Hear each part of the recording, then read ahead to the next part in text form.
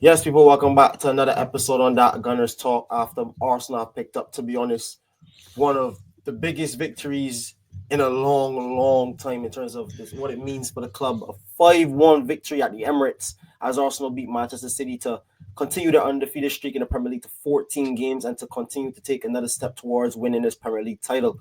A massive, massive result with a lot of talking points to get to, a lot of performances to unpick. But first of all, I'm here with KP. KP, how you feeling after that one, man? Talk to me. Dunked on them boys, man. We dunked on them boys, and I needed this. I needed this after that Etihad game, after the stay humble, after the Haaland throwing the ball at us, after the red card, after them getting the last minute equalizer, celebrating that they won the league. After just there's a rivalry between our teams in it, and end of the day, since that game, we've been seeing them getting slapped left, right, and center. Tottenham 4-1, losing here, losing there, getting overrun in the midfield. And even though they've started to gain some form, and up for 60 minutes of this game, it was an even game. I'm not going to come and act like Arsenal completely dominated City from start to finish. But I think I kind of sensed that. I kind of liked our game plan. I think I was telling you, I hate and love it. I like the fact that we can contain teams to not really having that much. And with City, looking at that midfield and looking at the way that we got our first goal, we got the chance with Havertz that he should have scored. Just squeezing them and drawing them into baiting them into the to making those risky passes, and Rice and Partey stepping in, winning those second balls, and setting us up off to to make attacks. I was like, as the game goes by, everyone's gonna tie it out. We have the legs, we have the power, we have the midfield to Yeah. kind of overcome these guys. And I feel like the 5-1 scoreline, I feel like is the scoreline I needed. When Arsenal are dead, when Arsenal are struggling, teams used to beat up on us. So and teams like City, let me never say teams like City, Liverpool back in the day. So now when they're down, fam, this is what we should be doing to these teams. And Yeah, I I'm happy agree. that we executed, especially I agree. after the fact that like it didn't look like the game was gonna go like this. But that last 30 minutes, boy, Yep. It like was it was to be honest, and we could touch on that because I think that's also one of the big talking points, Arsenal's game plan and approach. Because as when we start like that, a goal within the first 2 minutes, you're thinking, okay, well, smell the blood in the water. And that's exactly where my thinking was. Smell the blood. When you see and that goal goes in from Odegaard, I'm feeling okay. A slapping is on. But then as the game continues to go on, City start to build in the game, like I heard in the post match and watched. They had a lot of the ball when you look back at the stats. But then ultimately, Kai Havertz gets a chance that he should be burying, absolutely should be burying. And then after that, David Raya makes two wonderful saves to keep us in the game. One on he turns onto the crossbar. Saliba with great work at the back post and keep Haaland from turning it in. And then again, another wonderful save from David Raya, leaning back the other way to save it. We go into halftime 1-0 up. And I'm thinking, okay, you got through that half. We struggled at the back end of that half. Let's get into the game. Let's continue to get back on top on the front foot. We give away a poor. To be honest, I thought that was avoidable. Yes, like a lack of concentration. Good movement from Savino, who ends up putting in a wonderful cross. Haaland gets a step on Saliba. And I'm thinking, shit, how are these guys back in the game? How are these guys back in the game when I felt like for a lot of this time, even though yes, City had a lot of the ball, I don't think City had created that many like chances where I'm thinking we're under the cosh. Yeah, two good saves by Raya, but other than that, though I think those were like I think we were very in charge and very in control of that game. And then again, straight back into it. Phil Foden with a poor mistake, and Phil Foden's performance today was an absolute shambles. But I don't want to harp on a City player. Partey wins it in midfield, who to me was my man of the match. Wins it back in midfield well. The whole crowd is saying shoot. Some are saying don't shoot. He slaps one, hits off of John Stones back of the net, and then from there the floodgates open. Lewis Skelly, top performance. We see Havertz get his goal. Wanyeri off the bench. What a cameo again. Another star performance. We could talk about these youngsters, but KP, so much to touch on. I went through the goals. First of all, what was your favorite goal? And give me your star performance from this result. my favorite goal was probably the Lewis Skelly goal. Obviously, just the the fact that he's got his first goal for Arsenal, being one of the players that's coming into a position we always say each time. It's not his position. It's not his natural position. He's 18 years old, and he's one of our best players. And he plays like a man. You saw how not only his goal, the way he defended today, in the back post and crosses. He was brave on the ball. And getting that goal on his weaker foot, just showing that composure, and then just doing Haaland celebration as he should. He asked him, he asked him, he asked him before, "Who are you?" And now you know who he is. And I like the fact that these Arsenal players held on to those little things, because it's what charged us to keep going. Like the old Arsenal, maybe 2-1, 3-1, we just kind of keep the ball, but we kept going. And then that period where we we're just passing the ball around, getting a lays, we're just little boy in City. I think I agree with you about Thomas Partey's performance today. I think it was excellent. I think Declan Rice also today was another excellent performance in terms of just his winning of the ball, winning the ball back, and obviously that assist that he gave for Nwaneri, just the first time switch out, and then Nwaneri's goal. I don't. Those two goals are my favorite goals. What about you? What was your favorite goal? I'd say probably the Lewis Skelly one and then the Nwaneri one. Those two top it for me. I think first of all, when you look at Lewis Skelly, the pocket of space he picks up, the confidence to drive at John Stones, slap it weak foot past the defender, to be honest, and then hit the celebration after. That was the goal to really seal the points. Honestly, that 2-1. Yes, we're back in the game, we're back on top, but it's just as easy as we give away another goal. 3-1, breathing room with this team and the way we're feeling in that stadium. Lewis Skelly, what a performance overall for me. But listen, I think overall quality. I thought Trossard played well. Martinelli, when he had to, stepped up, used his speed really, really well today and getting in behind him. And I'll say this.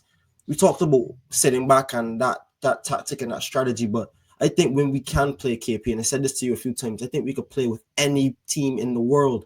We have footballers in this team. We have quality in this team, and sometimes some of the fan base might not agree as to what quality we have, because some games it might not be there in the final third, or sometimes we make mistakes and it might cost us a one-off result.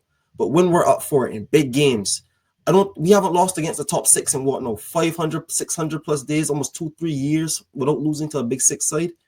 This team has not only character, the quality, the mentality, this overall. Everything is there to win. The big thing is the transfer window, and that's what I want to transition to, KP, because that's going to be the biggest talking point. The transfer window ends tomorrow UK time. Can Arsenal make the signings needed to build on this momentum and really give us a chance to win a major this year? Because this team has the capabilities other than just a striker.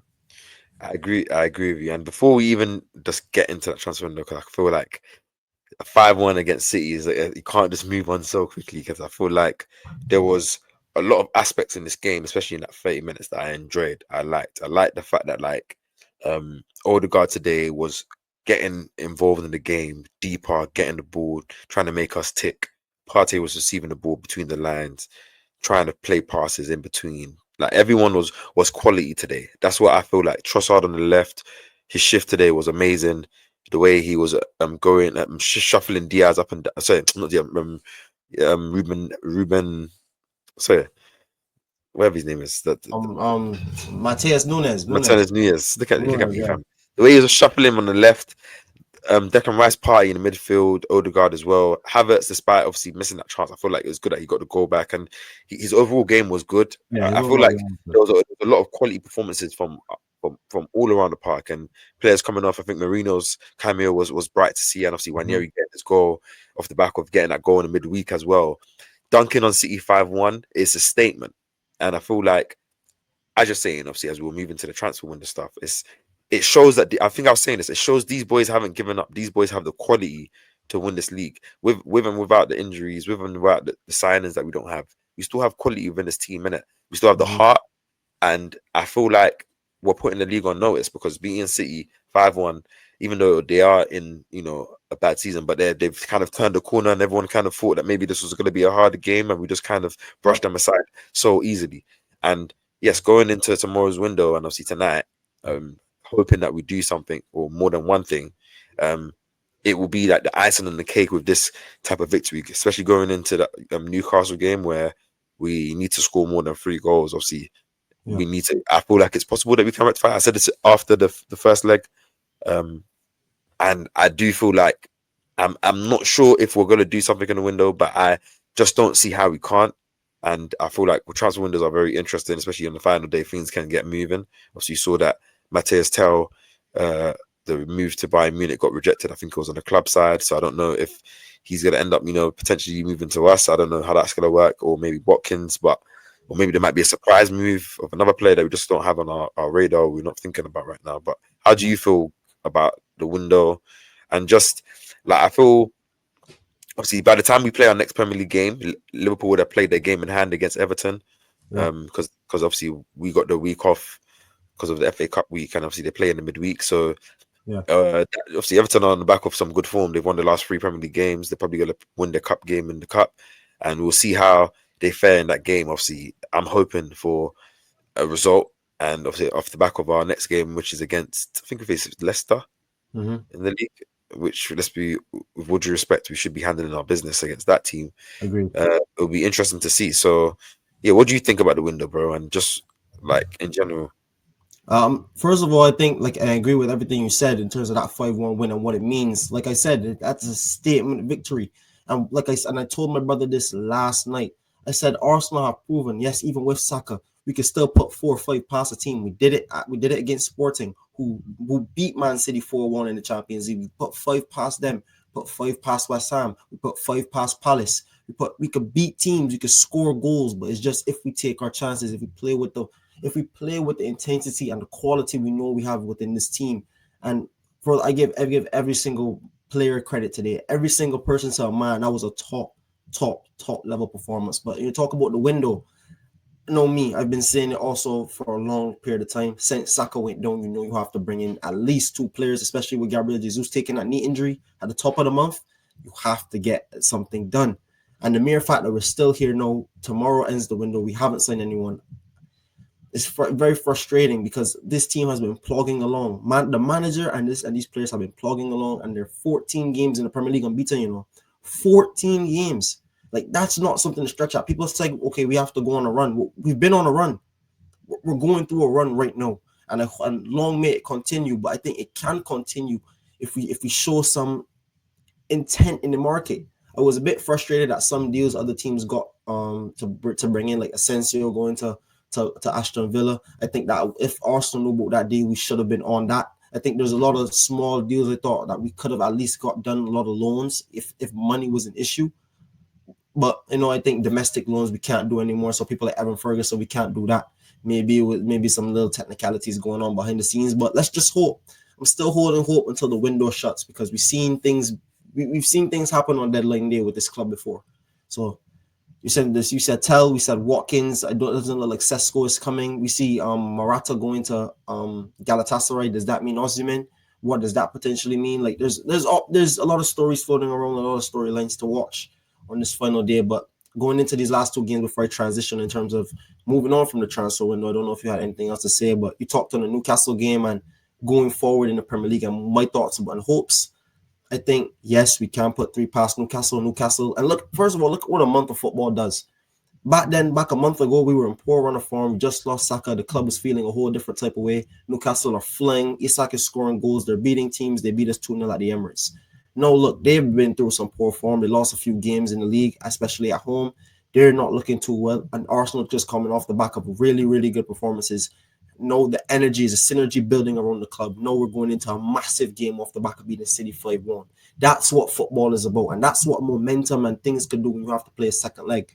We have to continue to capitalize and build on it. And I think signing a player is definitely crucial to continuing to build that momentum. But in the Premier League, I think we just have to keep winning our games and we'll see. That's all we can do. Win your games, and wherever the league falls, you will fall. But KP, it was a great result, a massive, massive win. Let me hear any final thoughts or anything you want to talk about specifically about the result or anything going forward. You're muted, bro. You're muted. I think first of all, you just got to say that Ethan, that ability for him to replicate that finish that he's done at least 3 or 4 times, and he's had a lot of near misses as well this season with that same type of finish. Is at 17 years old is a beauty. Like, this guy has come in, and his cameo today as well. There was a moment where I think he nuts Guardiola with one first touch through his legs, went around him. Bernardo was trying to kick him off, and I'm looking at just the little things, putting those dangerous crosses into the box. just his overall technical quality, and obviously that goal. It's like as soon as he cut in, I'm like, I'm seeing the space. I'm like, I'll be surprised if he didn't score this, and he scored it, and it was like, oh, do you know what I mean? But it's like yes, because obviously our two academy boys that have come in are dunking on City's head. Like I think this the Newcastle game, obviously, and I'm pretty sure we'll preview that game.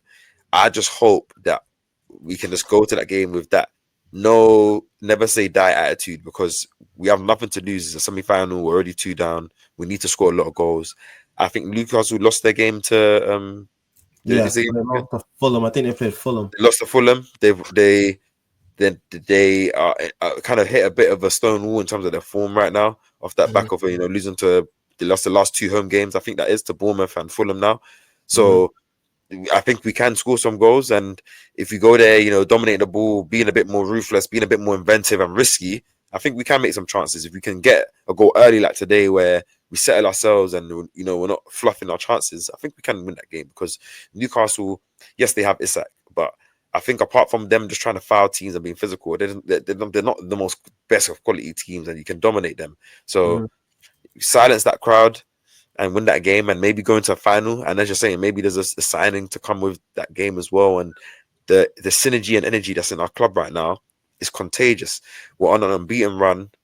We got some favourable fixtures coming up, I would say, in the league that we can capitalize, especially getting the City game out of the way with a win. And we can continue this run. Obviously, Liverpool have some difficult games. They go to Etihad in a couple of visits. They got their local rivals. If we can continue to just pick up the 3 points and lower the gap, I'm telling you, Steph. Liverpool have to play City in the next 2 games too. I'm just looking at you. They got Everton, then they got Everton, because I think maybe Everton, somebody else, then City. Because I'm seeing City's fixture. It says they have Newcastle and they have Liverpool. I'm seeing it on TV right now, but they have tough fixtures coming up. Everton and City to play. City in that form, yeah, they might not be the best, but they might give them a game. You never know. Yeah. We got Leicester, and then we got West Ham, and then we got Forest, and then United, and then Chelsea. But we've got some decent home games, I would say, for sure. I'm confident in those in those games though. Definitely have to be confident. But that's all from UKP. Hey man, that's all from me. Hey guys, hit the subscribe button, drop a like. You can find me on the K-Paz Pauser channel. And my Gooners, enjoy this win. If you know any City fans, please rub it in their face as long as possible. Forever. And Haaland, don't ever stay humble, eh? Make sure you stay humble.